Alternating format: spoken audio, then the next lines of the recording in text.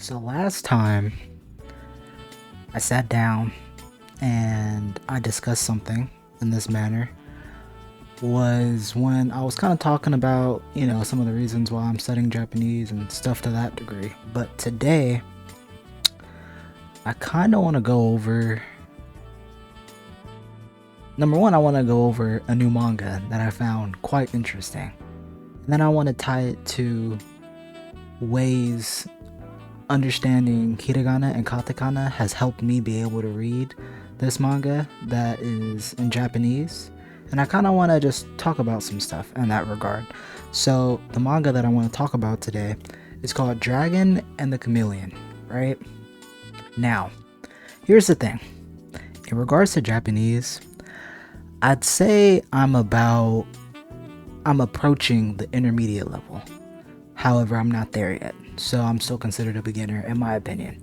I understand basic phrases, I understand hiragana, and I understand katakana for the most part.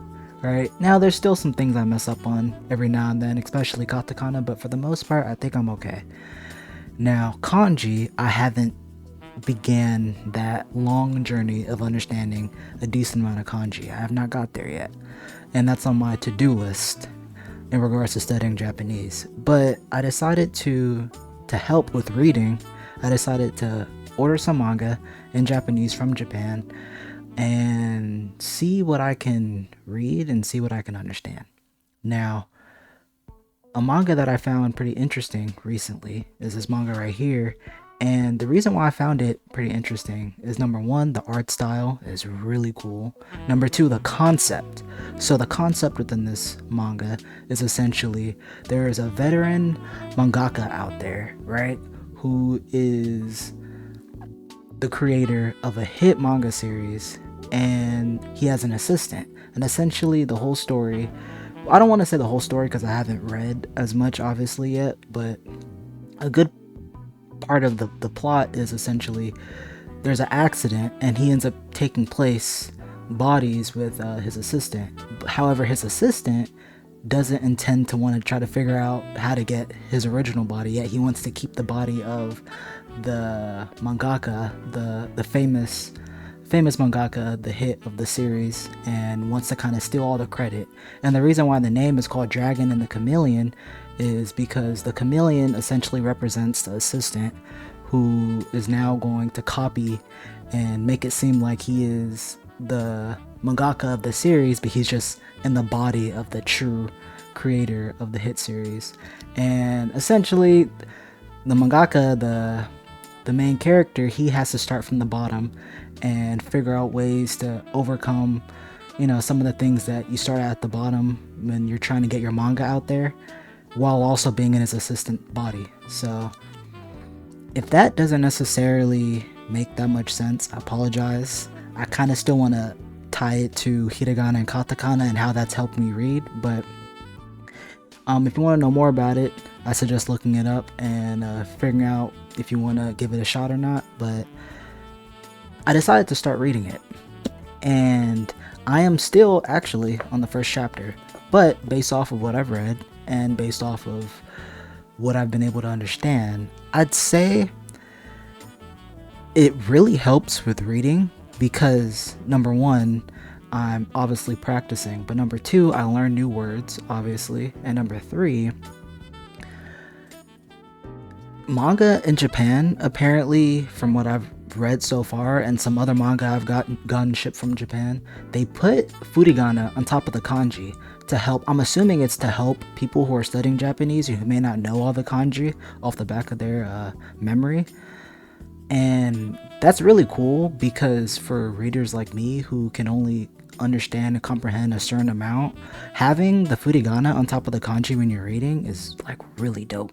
And it actually really inspires me to, even if I don't comprehend a lot of the stuff that I'm reading, it inspires me to still read and practice, and that's kind of where I'm at right now, at least what I'm doing with studying. Obviously I'm still doing other things, like I'm taking my speaking class, Japanese speaking class, and I'm also studying some vocabulary on the side and still touching up on the alphabet and stuff like that. But this is like one of the main things that I found a lot of interest in doing, and it's been going pretty well.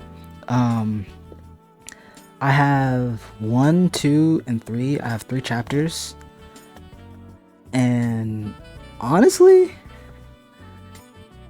I wouldn't be surprised as the story continues to get fleshed out and more manga becomes available to purchase and I can buy some more and stuff like that. I wouldn't be surprised if this becomes a pretty big thing. Not only more in Japan, but also overseas. So I suggest giving it a shot.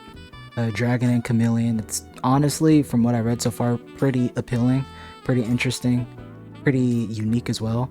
So, and if you're also studying Japanese like me, I would encourage, maybe after you learn hiragana and katakana, maybe try giving a shot like reading some things and see what you understand, even if you don't know a lot. Like I'm telling y'all, I low-key, like, a lot of the stuff I just get lucky because it happens to be something that's pretty basic, but most of the stuff that's a little bit more in detail, I have to look up. And I have to just use my understanding of hiragana and obviously just look it up. And that helps too, but I'm really appreciative of kind of how they're going about it with adding furigana.